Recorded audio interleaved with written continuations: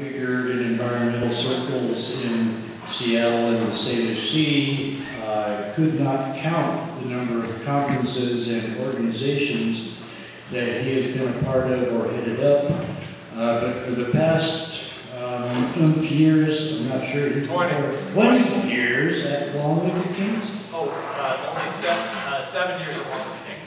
Okay, 20 years around here, spreading environmental information and action and good science, and 7 years with Long Live the Kings, which is near and dear to my heart for several reasons. It was started actually in the mid-1980s by Jim Youngren and his family, who found a beautiful place to live on Orcas Island. And Jim at the time was a very avid follower of the new science of orcas and whales and dolphins, and the revelations about their intelligence and their capacities. And he wanted to grow fish. He wanted to grow salmon, and at least in part, at least this is what I heard from him, was to help the southern resident orcas. It's not, of course, going to feed them year-round. It's experimental, but it's been a successful experiment to actually raise salmon, Chinook salmon, in a watershed that was only a spring and not a spawning stream until Jim made it into a thriving hatchery. So Jacques can help clarify what I got wrong, and so let me invite, and I'm very pleased, happy, and honored to invite Jacques White up to tell you about his work with salmon and full salmon control. So I'm really happy to be here. I grew up under a rock in Bud Inlet, and when I dried off, I went to the University of Washington and studied oceanography. I took a job down in Louisiana as a research technician at the very end of the road where the jack-up barges and the shrimp docks are. Then I moved to Maryland and got a doctorate in oceanography, and I worked for about 15 years total as a researcher. But I started to have a crisis of conscience. I started to suffer environmental grief, I guess. And I decided I wanted to do something a little different, so I took a job back home here at a place called People for Puget Sound, and I ran a shoreline conservation program there. And then I went to work for the Nature Conservancy, and I could really relate to Dr. Gaborthian's talk because in the same year my dog and my mother passed away, and I changed jobs. And came to work for Long Live the Kings to run the organization as a new challenge. And I'm not quite sure which of those was the more affecting of me, but clearly I treated my dog as more my animal companion than my pet. So what I'm going to talk about today is we have a program that we're working on with some Canadians. About 150 people are involved in this. We're leading the U.S. side of the team, trying to figure out why salmon and steelhead are dying before they reach the Pacific Ocean. They leave our rivers, as far as we can tell, they're in good shape. They don't make it to the Pacific Ocean, and this has changed over the last 30 years, and we're trying to figure out why. And I'll just go straight to the conclusion so you can track what I'm talking about and see if you think that we're making a case for this. There's 3 different species we're looking at. Steelhead, which are listed under the Endangered Species Act here in Puget Sound. Chinook, which are listed under the Endangered Species Act here in Puget Sound, and as you all know, is the preferred food for orcas. And coho, which are not listed, but the population is not thriving here in Puget Sound. The bottom line is that we think for coho, there's some combination of increased predation and poor food supply that's causing the increased mortality. For Chinook, we think it's the same 2 factors plus perhaps contaminants from our urban estuaries. And for Steelhead, we think it's something to do with, certainly predation is the most dominant problem with their marine survival, but also might be impacted by contaminants and diseases that they're picking up in their native rivers. So those are the factors. I'm going to talk about that. But first I'm going to talk about the salmon in the aggregate here in the Pacific Northwest and what it means to us. I found Gabe Bradshaw's talk very interesting in thinking about me as part of the community and not like the community is the place where I'm from. And so I think that all of us are part of the salmon community here in the Salish Sea. And as we think about that and you think about some of the elements that I'm talking about here in the relationships, you can see how, ask yourself through this talk how you fit in. But I'm going to ask some questions right now. How many, I'm sure you all care about orcas and that's why you're here. How many of you care about salmon? How many of you have eaten salmon? How many of you have caught salmon? Okay, so you're part of the salmon community, you're part of the salmon-based ecosystem here in the Pacific Northwest, and as I talk about this now, I generally don't use a whole lot of text in my slides, but this particular presentation, because I'm going to be providing you with information that is not yet published, and is also not as familiar to me. I used to be a scientist, and now I only play one on Saturdays. It might be helpful for you in the back to move forward. Now, I'm not going to say you have to, but if you want to, it'll be easier to read, and I've got some more text than usual. So, okay, so what is controlling salmon and steelhead productivity in the marine waters of the Salish Sea is the title of my talk. A little bit about how we do our work. We're a 21-year-old organization. We have three areas we work in. We advance science, which is what the Salish Sea Marine Survival Project is. We retool management. We're working with NOAA on a steelhead recovery plan for Puget Sound so we can identify what actions and get funding for that for steelhead recovery. We also rebuild populations. So we're actually, this is a fish from our Glenwood Springs, and you had that absolutely right. The stream that we grow these Chinook on is this wide, and the fish that come back are this long. And it's really quite remarkable. There are no rivers around there. We have very low stray rates. So this is probably about the most sustainable fish culture that you can find in the Pacific Northwest. We rear them in natural ponds as opposed to tanks. Doesn't mean that hatcheries are all good, but this one is particularly helpful for fisheries and not very harmful in terms of other populations. We also rear steelhead, and we're rebuilding wild steelhead populations in Hood Canal. We grow beautiful big fish like this and put them back into their native rivers without changing the genetics of the population or the life history. Why do I do this? I mean, I care about the environment, but I also care about future generations. The two kids in the middle are my next door neighbors. I want to make sure that they can enjoy orcas. I want to make sure that they have salmon that they can go watch going up their native streams. I want to make sure they can eat salmon from here and they can tell stories to their kids about salmon and their relationships to the environment. So I think ultimately this is why we do this.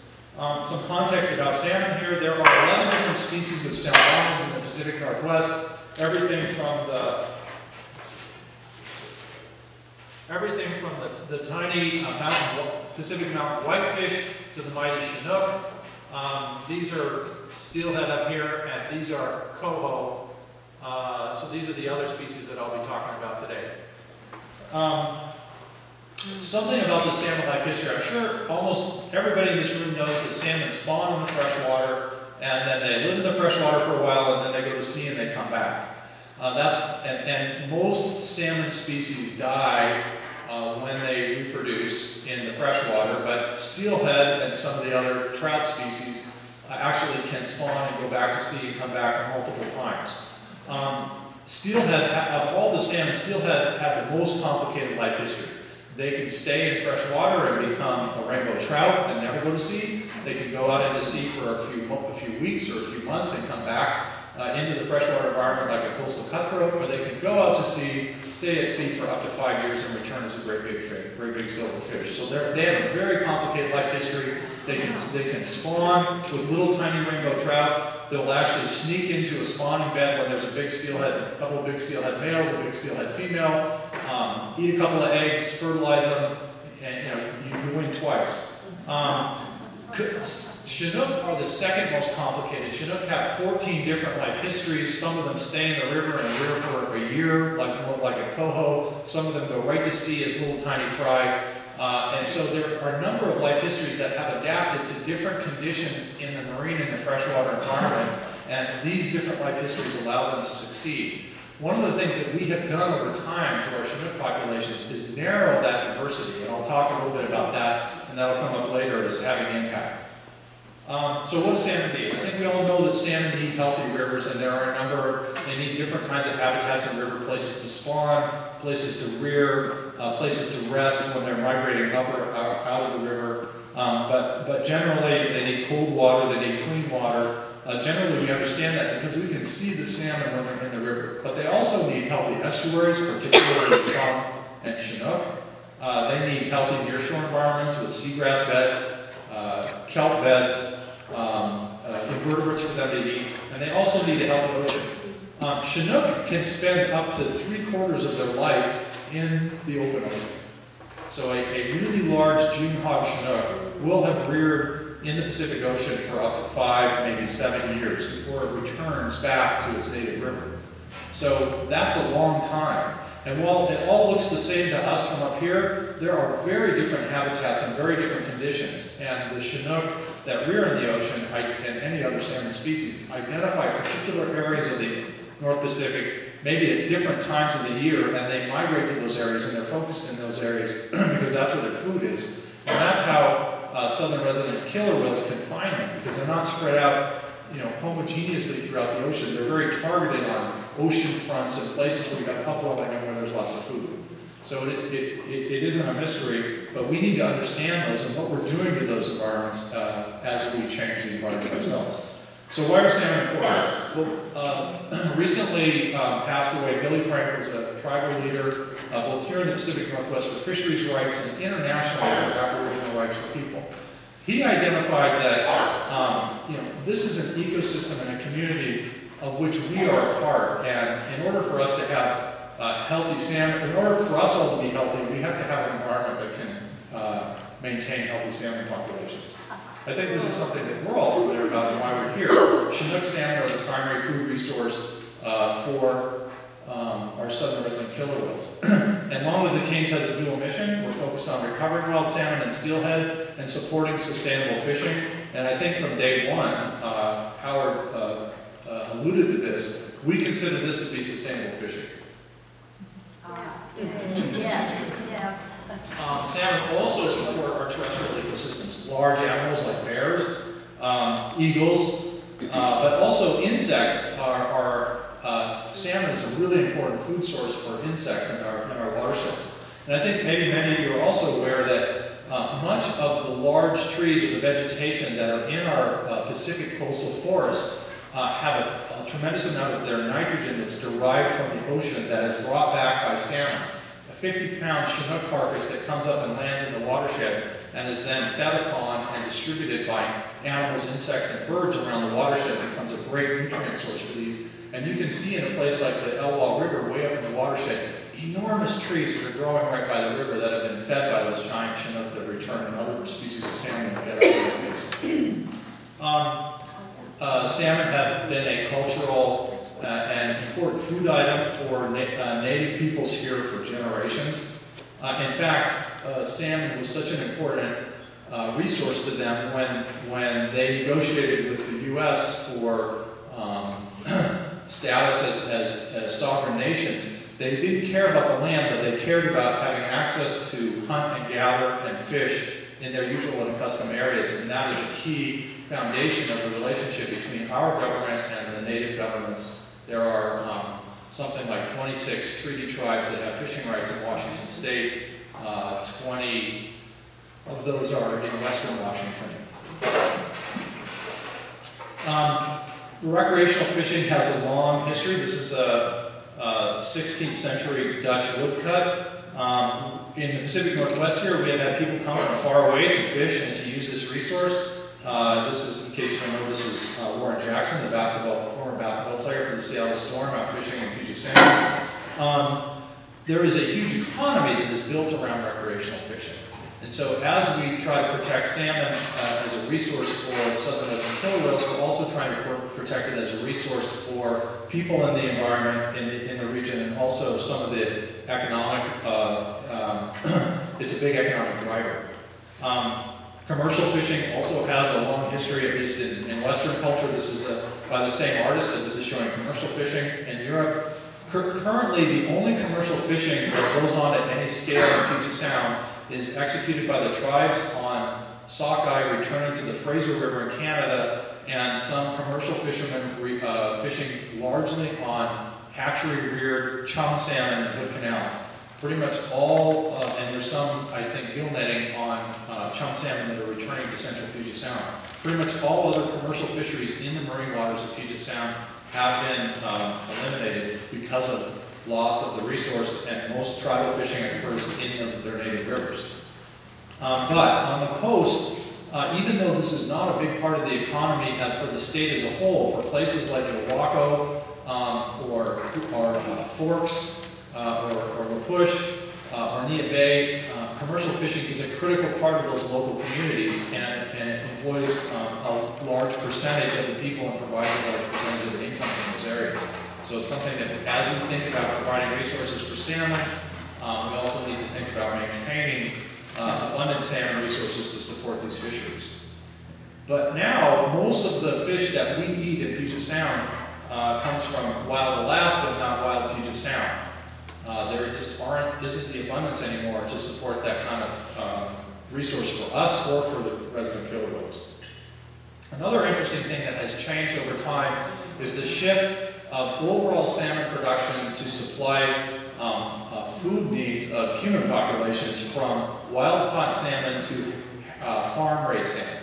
So you can see right around 2000, farm-raised salmon eclipsed wild-caught salmon as the dominant food resource. Now this can have some problems because the way we run our salmon farms and open net pens in the marine environment can impact our wild salmon populations.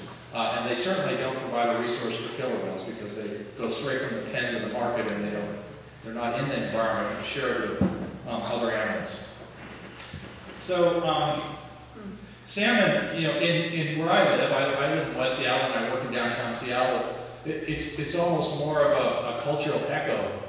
We still identify with salmon, we still identify as salmon people, but it doesn't drive the core of our economic activity. But people still care about salmon deeply, and one of the things that we try to do at Home of the Kings is to maintain it as a core element of our culture. So how are salmon doing? Well, again, Billy Frank was really concerned about the plight of salmon, and he felt strongly that without salmon, the fishing rights weren't worth anything. And so maintaining those populations are critically important to the health of that element of the native culture here. So salmon used to be really plentiful, and when Europeans first arrived here and Americans first moved to the West Coast, they exploited it heavily. This is 30 million fish caught in Puget Sound, Washington. And you can see those are quite large. So what's happened? I was noting when I was looking at the graph that Howard put up that 1984 is about the time when the population of orcas started to really go up.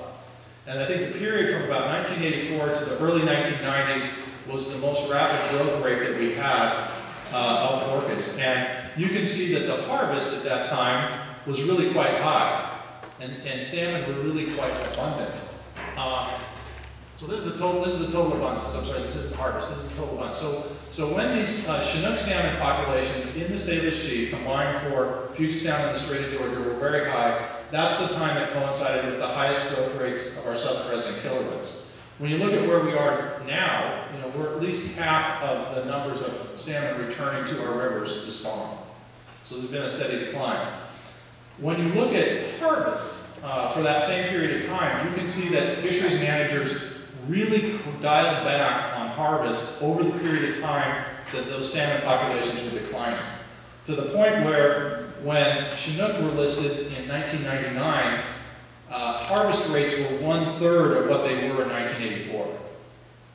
So this is when people claim that the only problem that we have with salmon recovery is harvest, I have a hard time with that. I think that our fisheries managers are doing a generally good job of dialing back harvest, focusing that harvest on hatchery fish to the best of their ability.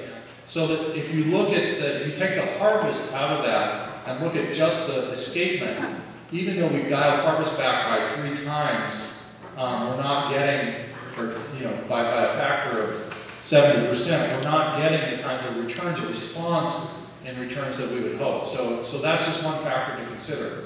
Another factor that I think is critically important, and I guess the other thing I want to say about this is something else must be going on besides harvest. And something changed between the mid-1980s and now that is not allowing these populations to rebound. So another thing that happened is that our fish used to be really big. Pretty much across the board, our salmon were double the size that they are now. Pick any species, and you can say they're double. This is particularly true for Chinook, which had the longest potential ocean residency and the largest potential body size. It's very rare that you see a Chinook 40 pounds or more any longer. And those used to be, if not common, certainly not rare.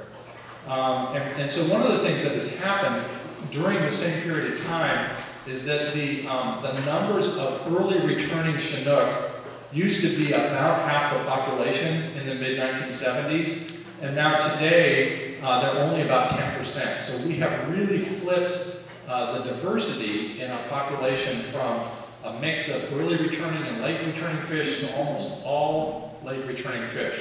And this might represent a couple of things. The early returning fish tend to be higher in the watersheds, in places like the upper Elwha, in places like the upper Skagit or the Sioux River, places like the upper Puyallup River. And these areas are hard to access because of dams, to the extent that some of these fish might be the larger, longer-lived ocean fish. Ocean harvest that is recurring on each year's population may be reducing the chances of those larger, older fish getting back to spawn compared to a younger fish that's smaller. And then lastly, hatchery production is really, really focused on these late returning fish. And those may be starting to dominate. So one of the things I'm going to talk about later is the potential response to poor marine survival is affecting this. So we saw that you reduce harvest and you're not getting a response in terms of productivity. What could be going on? And one of the things we found in an international salmon conference that was held in 2010 is that everybody noted that marine survival of some of these key species had dropped off and had been low for about 30 years. So what this graph shows, I'll orient you because there's really quite a bit going on here. This is marine survival as a percent, and what that means is the numbers of adults that return to a river mouth divided by the number of smolts that left that river the year that they were spawned. So it's the number of adults that return 2, 3, 4, 5 years later, divided by the number of smolts that went out the year that they were. And we know which year they came back because we can look at their ear bones and count what year they're from.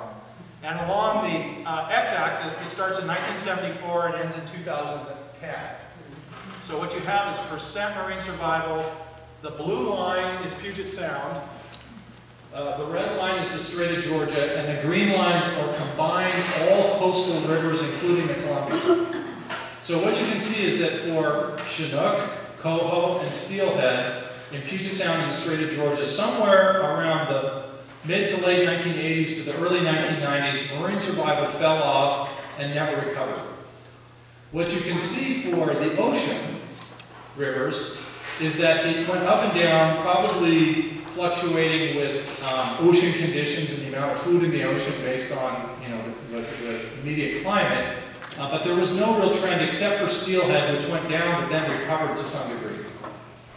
So what this tells us is that there's something different about the Salish Sea compared to the ocean, and there's something bad going on with the marine survival of these 3 species in the Salish Sea.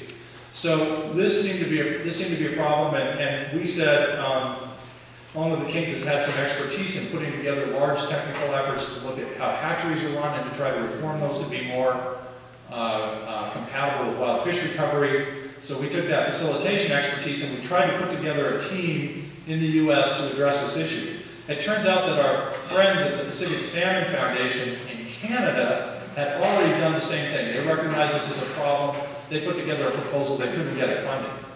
So we started to think, we threw our resources together and said, let's think about this as a research topic because it has really important management outcomes. So during this time, while that marine survival of salmon and steelhead populations was declining, other things were going on. We had lingcod populations, true cod populations, rockfish populations, herring populations, certain populations of zooplankton and kelp populations that were all declining generally, not everywhere, but in general throughout the Salish Sea. But we had some other things that were changing. The numbers of seals, the number of harbor porpoises, the number of pink salmon, the numbers of jellyfish, the temperature of the water, and of course the land use and development and urbanization throughout the basin were all increasing. But what's interesting is that we were seeing reductions in marine survival in places that did not have a great change in urbanization, places like Hood Canal, places like the northern Strait of Georgia. So it was hard to blame this all on urbanization. There was something going on in the basin that was affecting this. So what is it that causes a juvenile salmon to be successful or not? Well, we think of things, we call them bottoms-up controls, and we talk about top-down controls. So at the very basis of this is the climate and the weather that's generated by the climate. So we have annual cycles in climate that change the weather. We have multi-year cycles like El Nino that cause changes in the weather, and we have multi-decade changes in the weather caused by something called the Pacific Decadal Oscillation and other oscillations.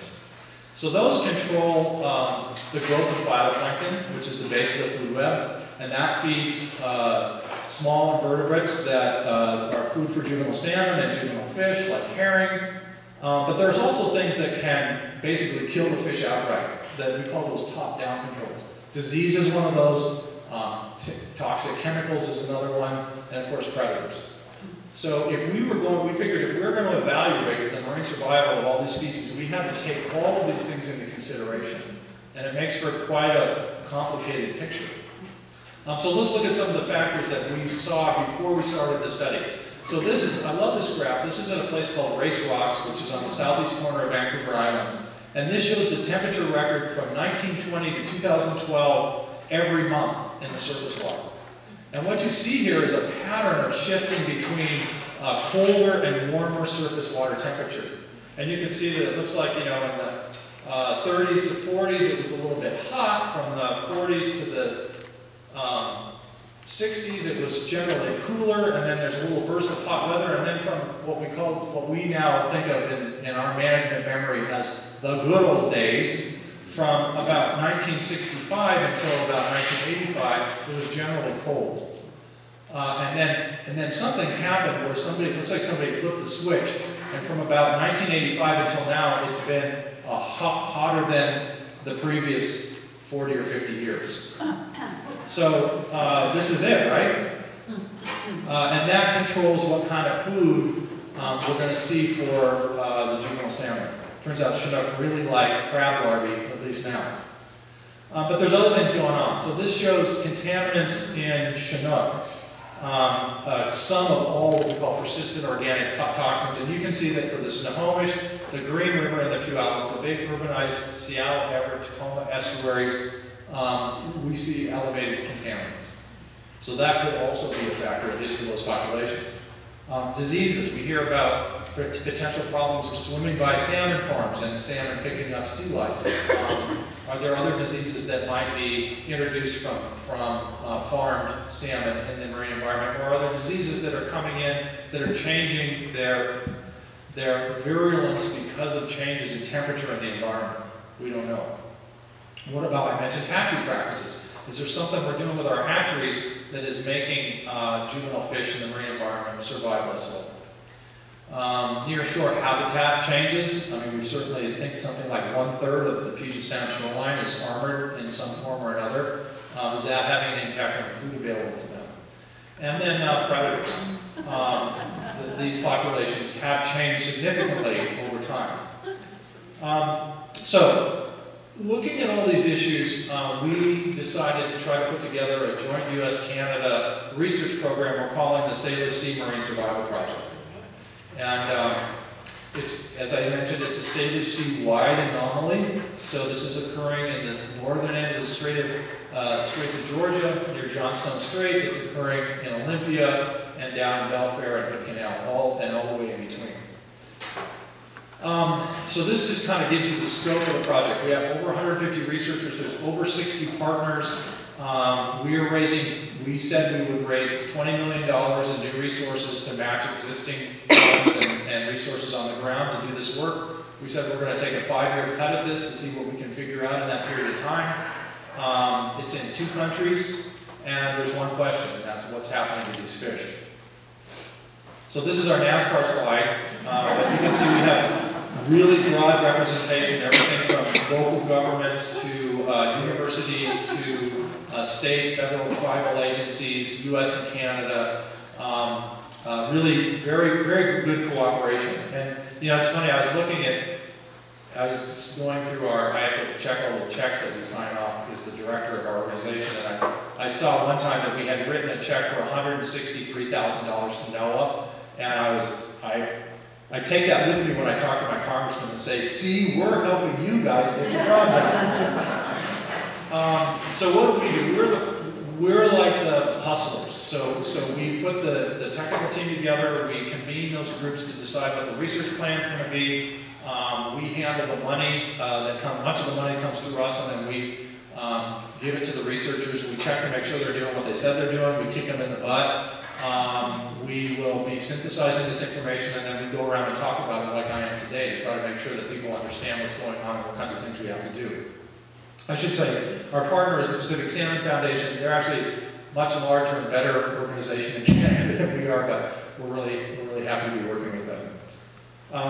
So here's the thing about the money. And the only thing I want you to see here is I just told you that we had written a check to the feds for $162,000. Canadian partners have raised more money than us, but we like to remind them that that's Canadian dollars. So we're really more equitable than we are.